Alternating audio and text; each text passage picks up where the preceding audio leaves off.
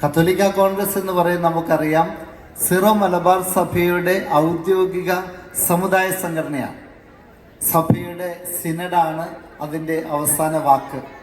ഈ സഭാ സിനഡ് നമ്മുടെ നേതാക്കന്മാരുമായിട്ട് ആലോചിച്ച് നമുക്കായി രൂപീകരിച്ചിരിക്കുന്ന നിയമാവലിയാണ് ഈ കത്തോലിക്ക കോൺഗ്രസിനെ നയിക്കുന്നത്. കത്തോലിക്ക കോൺഗ്രസിൻ്റെ ഈ മറ്റൊരു വിഭാഗം തന്നെയാണ്, അല്ലെങ്കിൽ അവിഭാജ്യമായ ഘടകം തന്നെയാണ് കുവൈറ്റ് SMCA എന്ന് പറയുന്നതിൽ എനിക്ക് ഒത്തിരി സന്തോഷമുണ്ട്. നമുക്കറിയാം, അധികം താമസിയാതെ പരിശുദ്ധ പിതാവ് നമുക്കായി പുതിയ സംവിധാനങ്ങൾ ഒരുക്കുന്നുണ്ട് എന്ന് ഇതിനോടകം എല്ലാവർക്കും അറിയാം.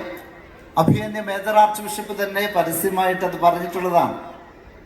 കത്തോലിക്ക സഭയുടെ, സിറോ മലബാർ സഭയുടെ ഔദ്യോഗിക സംവിധാനങ്ങൾ വന്നു കഴിയുമ്പോൾ പിന്നീട് അവിടെയുള്ള ഔദ്യോഗിക സമുദായ സംഘടന എന്ന് പറയുന്നത് കത്തോലിക്ക കോൺഗ്രസ് തന്നെയാണ്.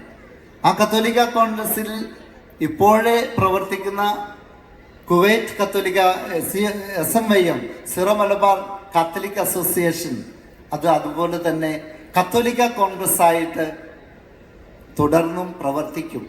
എല്ലാവരും ഇതിലെ അംഗങ്ങളാണ്. നമ്മുടെ ഇവിടെ 6000-ഓളം അംഗങ്ങൾ ഇപ്പോൾ തന്നെ ഉണ്ടെന്നാണ് പ്രസിഡന്റ് എന്നോട് പറഞ്ഞത്. പ്രിയപ്പെട്ടവരെ, 1-2 കാര്യങ്ങൾ സൂചിപ്പിക്കാൻ ഞാൻ ആഗ്രഹിക്കുകയാണ്. നിങ്ങളുടെ അല്ലെങ്കിൽ നമ്മളുടെ ഈ അസോസിയേഷന്റെ പേര് സിറോ മലബാർ കൾച്ചറൽ അസോസിയേഷൻ എന്നാണ്. നമ്മൾ ആ വാക്കുകൾ ഓരോന്നും ശ്രദ്ധിക്കേണ്ടതാണ്. കൾച്ചറൽ അസോസിയേഷനാണിത്. സാംസ്കാരിക കൂട്ടായ്മ. അസോസിയേഷൻ എന്ന് പറഞ്ഞാൽ കൂട്ടായ്മയാണല്ലോ. അപ്പൊ എന്ത് കൂട്ടായ്മയാണിത്? സാംസ്കാരിക കൂട്ടായ്മയാണ്. എന്താണ് നമ്മുടെ സംസ്കാരം? അതാണ് ആദ്യത്തെ 2 വാക്കുകൾ സൂചിപ്പിക്കുന്നത്. നമ്മുടെ സംസ്കാരം എന്ന് പറയുന്നത് സിറോ മലബാർ സംസ്കാരം തന്നെയാണ്. അത് എത്തി നിൽക്കുന്നത് നമ്മുടെ വിശ്വാസ പൈതൃകത്തിലെ തന്നെയാണ്. ബഹുമാനപ്പെട്ട പ്രസിഡന്റ് ഇവിടെ അത് സൂചിപ്പിക്കുന്നത് ഞാൻ കേട്ടു. മാർത്തോമാ ശ്ലീഹായിൽ നിന്ന് വിശ്വാസം സ്വീകരിച്ച ഒരു തലമുറയുടെ അനന്തരാവകാശികളാണ് നമ്മൾ. അത് ലോകത്ത് എവിടെ ചെന്നാലും, ജ്ഞാനായ കത്തോലിക്ക കോൺഗ്രസ് ആണേലും കത്തോലിക്ക കോൺഗ്രസ് ആണേലും ഓരോ സീറോ മലബാർ സഭ അംഗവും ഈ പൈതൃകം പേരുന്നവരാണ്, അതിൽ അഭിമാനിക്കുന്നവരാണ്. നമ്മുടെ സംസ്കാരം എന്ന് പറയുന്നത് സീറോ മലബാർ വിശ്വാസ സംസ്കാരമാണ്. ഇത് തന്നെയാണ് കത്തോലിക്ക കോൺഗ്രസ് എന്ന് പറയുന്നത്. കോൺഗ്രസ് എന്ന് പറഞ്ഞാൽ കൂട്ടായ്മ എന്നാണ് അർത്ഥം. വെറും കൂട്ടായ്മയല്ല ഈ കോൺഗ്രസ്.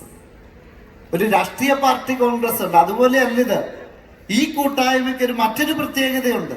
ഈ കൂട്ടായ്മ നമ്മൾ തന്നെ വന്നു ചേർന്നൊരു കൂട്ടായ്മയല്ല, നമ്മളെ കൂട്ടിച്ചേർത്ത ഒരു കൂട്ടായ്മയാണിത്. ആരാണ് ഈ കൂട്ടായ്മയ്ക്ക് പിന്നിലുള്ളത്? അത് കണ്ടെത്തണമെങ്കിൽ നമ്മൾ പഴയ നിയമത്തിന്റെ താളുകൾ മറിച്ചു നോക്കണം. അവിടെ വലിയ ശക്തമായ ഒരു ഉടമ്പടിയുടെ ചരിത്രം നമുക്ക് കാണാൻ സാധിക്കും. ആകാശത്തിലെ അനന്തകോടി നക്ഷത്രങ്ങൾ സൃഷ്ടിച്ച ഈ ഭൂമിയെയും ഇതിലെ സർവ്വചരാചരങ്ങളെയും അനുനിമിഷം ഒരു കുറവും കൂടാതെ പരിപാലിക്കുന്ന സർവശക്തനായ ദൈവം കനിഞ്ഞ് താണിറങ്ങി വന്ന് ഒരു ജനത്തോട് പറഞ്ഞു, ഞാൻ നിങ്ങളുടെ ദൈവമാണ്, നിങ്ങൾ എൻ്റെ ജനമാണ്. പ്രിയപ്പെട്ടവരെ, അവിടെ തുടങ്ങുന്നതാണ് നമ്മളുടെ കത്തോലിക്ക കോൺഗ്രസിന്റെയും കത്തോലിക്ക സംസ്കാരത്തിന്റെയും സാംസ്കാരിക തുടക്കം. നമ്മൾ ദൈവജനമാണ്, ദൈവത്തിന്റെ സ്വന്തം ജനം. അതുകൊണ്ട് ഈ കൂട്ടായ്മ ആര് കൂട്ടിച്ചേർത്തതാണ്?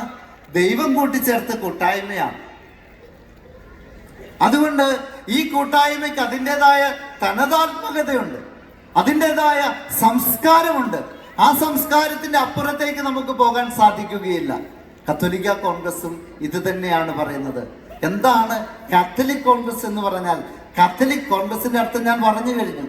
കാത്തലിക് എന്ന് പറഞ്ഞു കഴിഞ്ഞാൽ യൂണിവേഴ്സൽ ആയിട്ടുള്ളൊരു പ്രസ്ഥാനമാണ്, എല്ലാവരെയും ഉൾക്കൊള്ളുന്ന.